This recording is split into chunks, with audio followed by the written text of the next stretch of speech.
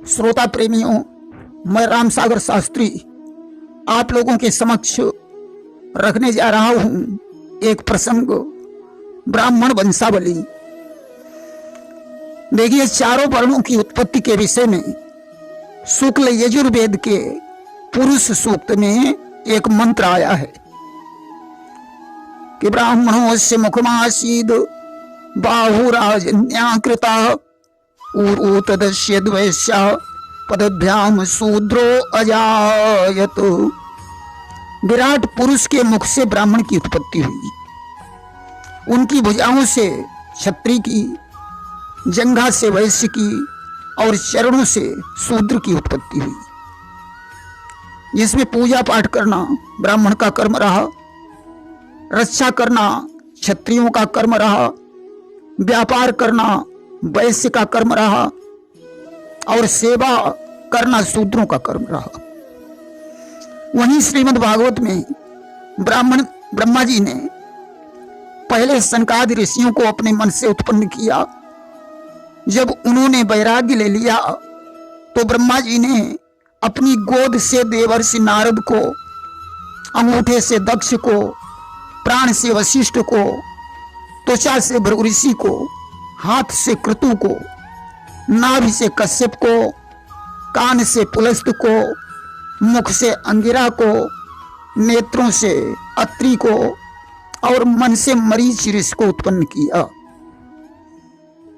इनमें नारद को छोड़कर बाकी 9 ऋषियों का विवाह हो गया, जिसमें अत्रि के यहाँ दुर्वासा, अंगिरा के यहाँ बृहस्पति, पुलस्त के यहाँ अगस्त और विश्रवा का जन्म हुआ तथा इन्हीं सब ऋषियों की शाखा प्रशाखा में भरद्वाज, गौतम, वात्स्यायन, सांकृत्यायन, कात्यायन, पराशर, गर्ग, सांडिल्य, उपमन्यु आदि ऋषियों का जन्म हुआ।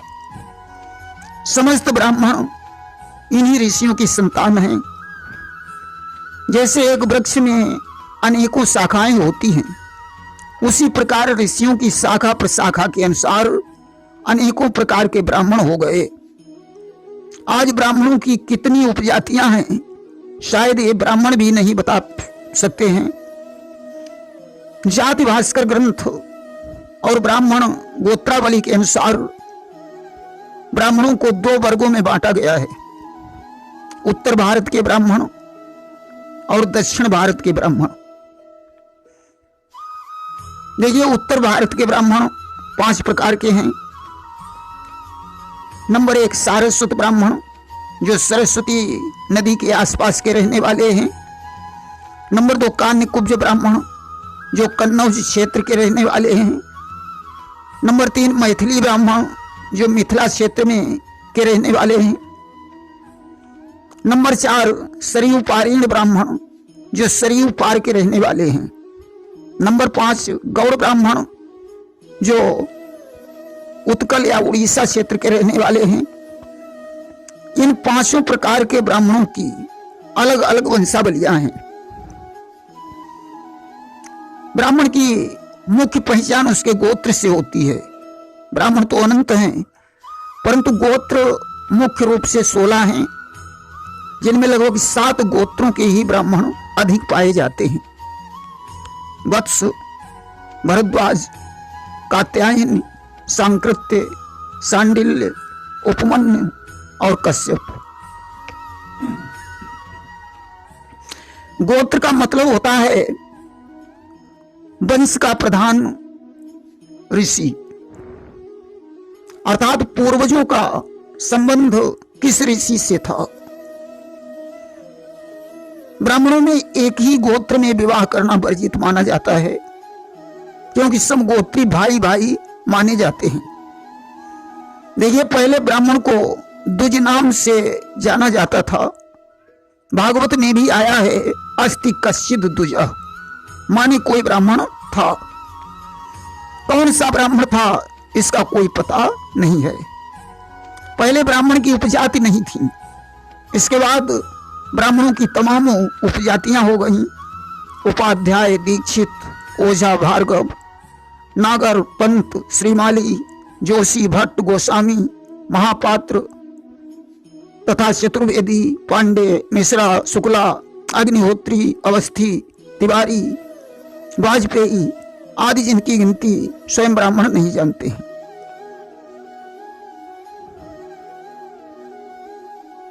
सज्जनों, एक बार भृगु ऋषि ने त्रिदेवों की परीक्षा ली कि देखें तीनों देवों में कौन बड़ा है। ब्रह्मा और शिव के परीक्षण के बाद वे क्षीर सागर में पहुंचे और उन्होंने सोते हुए विष्णु के सीने पर शरण का प्रहार कर दिया। इस बात पर क्रोधित होकर लक्ष्मी जी ने उन्हें श्राप दे दिया कि तुम्हारे वंश के ब्राह्मण कंगाल होकर भीख मांगेंगे।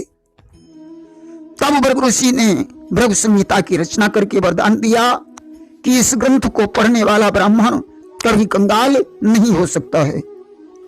उस ग्रंथ को भृगु ऋषि की संतानों ने धारण कर लिया, जिससे वे ज्योतिषी या जोशी कहलाए।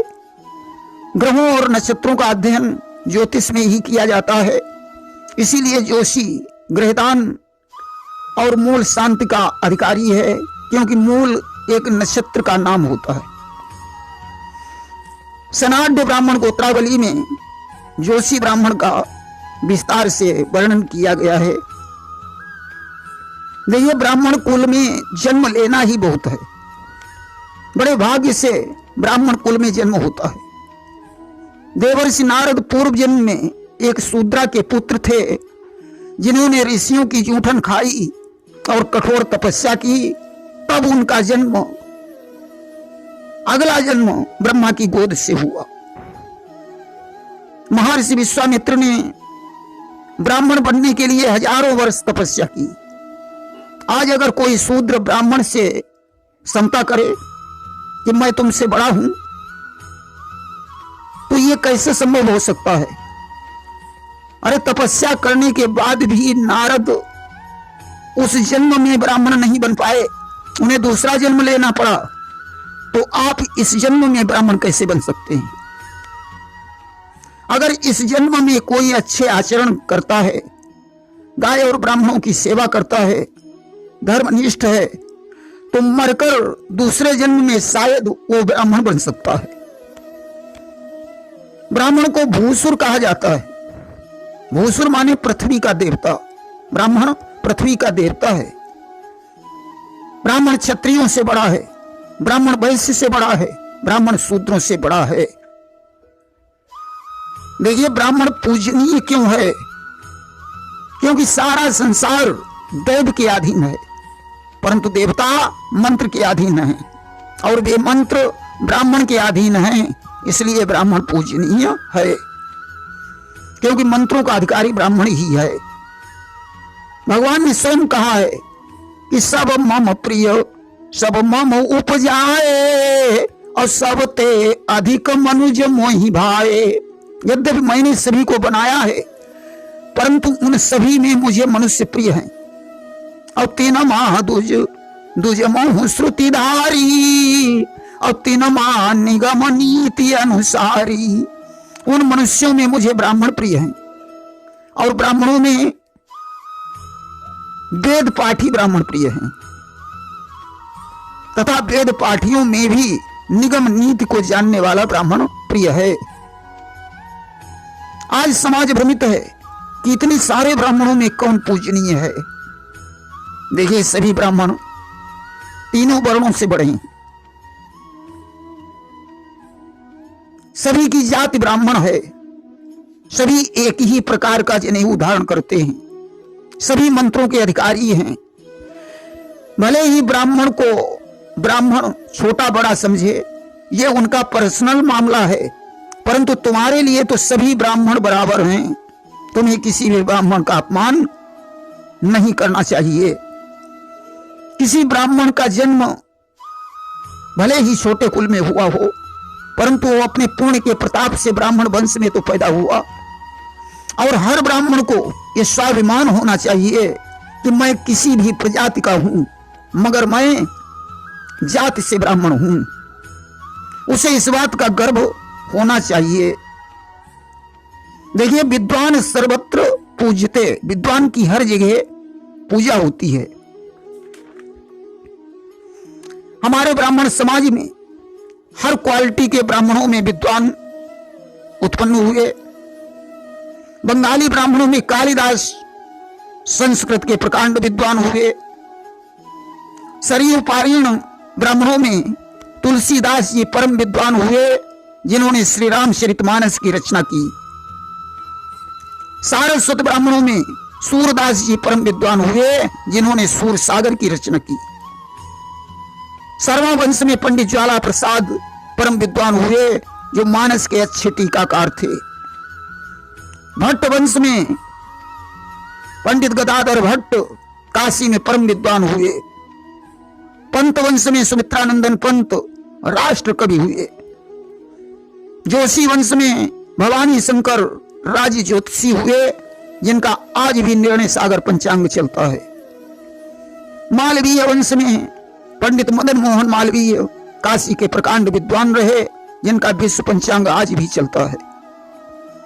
गुजराती ब्राह्मणों में डोंगरे जी परम विद्वान हुए। मिश्रा वंश में प्रदीप मिश्रा शिव पुराण के इंटरनेशनल वक्ता हैं। गोस्वामी मृदुल कृष्ण शास्त्री इंटरनेशनल भागवत प्रवक्ता हैं। श्रीमाली वंश में नारायण दत्त श्रीमाली ज्योतिष मर्मज्ञ और अच्छे साधक हैं। इसलिए कोई भी ब्राह्मण कमजोर नहीं है। ब्राह्मण जाति मूल वृक्ष है, उपजातियां उसकी शाखाएं हैं, गोत्र उस वृक्ष की पहचान है। समस्त ब्राह्मण वेदों के अधिकारी हैं।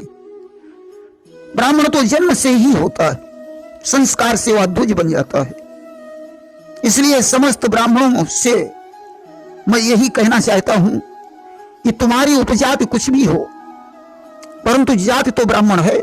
तुम्हारी जाति तुम्हारे ब्राह्मण होने की पहचान है। तुम्हारा जनेऊ तुम्हारे ब्राह्मण होने की पहचान है। तुम्हारा गोत्र तुम्हारे ब्राह्मण होने की पहचान है। मैं समस्त ब्राह्मण परिवार का हृदय से सम्मान करता हूं तथा उनसे याचना और प्रार्थना करता हूं कि संघ शक्ति कलयुग में एकता में ही बल है। इसलिए ब्राह्मण एकता बनाए रखें। ब्राह्मण को जगत गुरु कहा गया है। समस्त ब्राह्मण वेदों के अधिकारी हैं, सभी पूजनीय हैं। ब्राह्मण को स्वयं भगवान ने बड़ा माना है। ब्राह्मण संस्कार से तो द्विज बनता है। ब्राह्मण के 6 कर्म बताए गए हैं। अच्छमाल मस्तक तिलक, हरि पूजन स्नान, वेद मंत्र जप भान जल, ब्राह्मण कर्म प्रधान। इसलिए किसी भी प्रकार के ब्राह्मण का अपमान ब्राह्मण जाति का अपमान है। सनातन धर्म की रक्षा करना ब्राह्मण का परम कर्तव्य है।